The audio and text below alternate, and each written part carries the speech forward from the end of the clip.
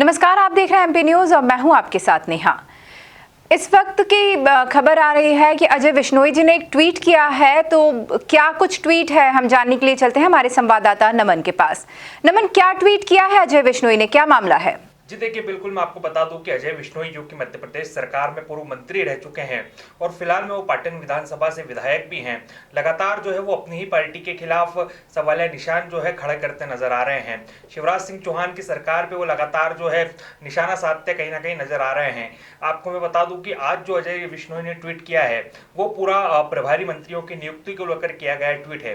वहीं इससे पहले उपचुनाव के बाद जब मंत्रिमंडल का विस्तार हुआ था तब उसके तुरंत बाद भी अजय विश्नोई ने एक ट्वीट किया था, जो कि पूरा ट्वीट मैं आपको बता दूं कि मंत्रिमंडल विस्तार के बाद महाकौशल और विंध्य जो इलाका है वहां से मंत्रिमंडल में एक भी मंत्री को नहीं लिए जाने का वो दर्द उनके ट्वीट में झलका था, जिसमें उन्होंने स्पष्ट ये लिखा था कि महाकौशल और विंध्य अब दोनों ही शहर जो हैं, दोनों ही मैं कहूं कि दोनों ही इलाके जो हैं वो फड़फड़ा सकते हैं लेकिन उड़ नहीं सकते। जिसपे उनका सीधा जो तात्पर्य था वो ये था कि महाकौशल और विंध्य से फिलहाल मध्य प्रदेश सरकार में यानी शिवराज सिंह चौहान की जो सरकार है उसमें केवल दो ही राज्य मंत्री जो है उन इलाकों से है। तो उसका जो दर्द था वो पहले उनके ट्वीट में झलक चुका था, लेकिन उसके बाद आज उन्होंने जो ट्वीट किया है वो प्रभारी मंत्रियों की नियुक्ति को लेकर किया गया ट्वीट है, जिसके बाद उन्होंने स्पष्ट ट्वीट करते हुए लिखा है कि जल्द से जल्द प्रभारी मंत्रियों की जो नियुक्ति है वो अलग अलग जिलों में होनी चाहिए और जबलपुर और रीवा जो दोनों संभाग है वहां का जो प्रभार है वो खुद सीएम शिवराज सिंह चौहान ले, ताकि जो विकास कार्य को गति मिल सके वो गति जो है दोनों इलाकों में मिल सके विकास कार्यों को। नमन, अजय विश्नोई जी अक्सर इस तरह के ट्वीट करते रहते हैं। जी देखिए, बिल्कुल मैंने आपको पहले ही बता दिया कि अजय विश्नोई जो है लगातार इस तरह के ट्वीट करते चले जाते हैं, चूंकि वे पहले पूर्व मंत्री जो है सरकार में रह चुके हैं लेकिन फिलहाल वो सिर्फ पाटन से विधायक हैं। तो कहीं ना कहीं उनके मन में भी एक जो मंत्री पद को लेकर के एक जिसको हम कहें लालसा है वो कहीं ना कहीं इस ट्वीट को लेकर के दिखती है।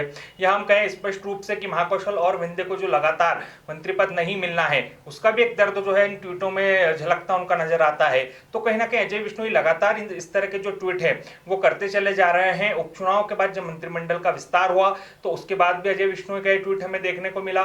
उसके बाद अब जब प्रभारी मंत्रियों की नियुक्ति की बात आ रही है तब भी अजय विश्नोई का जो ट्वीट है वो हमें देखने को मिल रहा है।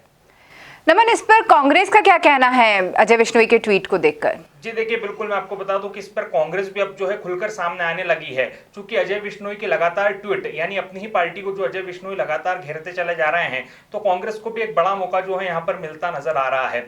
उसी का जो है फायदा उठा करके कांग्रेस अब लगातार भारतीय जनता पार्टी और शिवराज सिंह चौहान की सरकार को घेरती हुई नजर आ रही है। और स्पष्ट रूप से कांग्रेस कहीं ना कहीं ये भी कहती नजर आ रही है कि वाकई में महाकौशल और विंध्य इलाकों की जो नजरअंदाज किया जा रहा है लगातार शिवराज सिंह चौहान द्वारा, वहां से मंत्री नहीं ले जा रहे, तो उसको लेकर भी कांग्रेस जो है लगातार शिवराज सिंह चौहान और उनकी पूरी सरकार और भारतीय जनता पार्टी पर सवालिया निशान खड़े करती नजर आ रही है। नमन, इस पर बीजेपी क्या एक्शन लेने का कुछ सोच रही है? आपको कुछ पता लगा हो कि कांग्रेस भी हमला कर रही है जब अजय विश्नोई के ऊपर, तो बीजेपी क्या एक्शन लेना चाह रही है अब?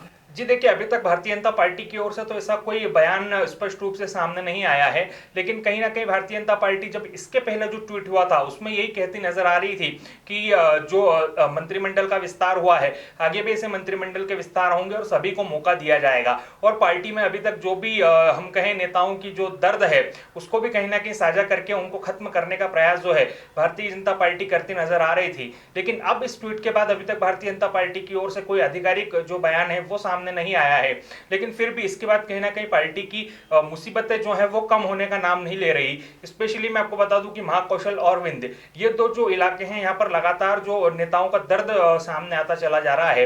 इसके बाद कहीं ना कहीं भारतीय जनता पार्टी में असंतुष्टि का जो माहौल है वो यहाँ पर व्याप्त है। अब देखने वाली बात ये होगी कि दोनों भारतीय जनता पार्टी इस दर्द को कहां तक खत्म करने में कामयाब हो पाती है। धन्यवाद नमन।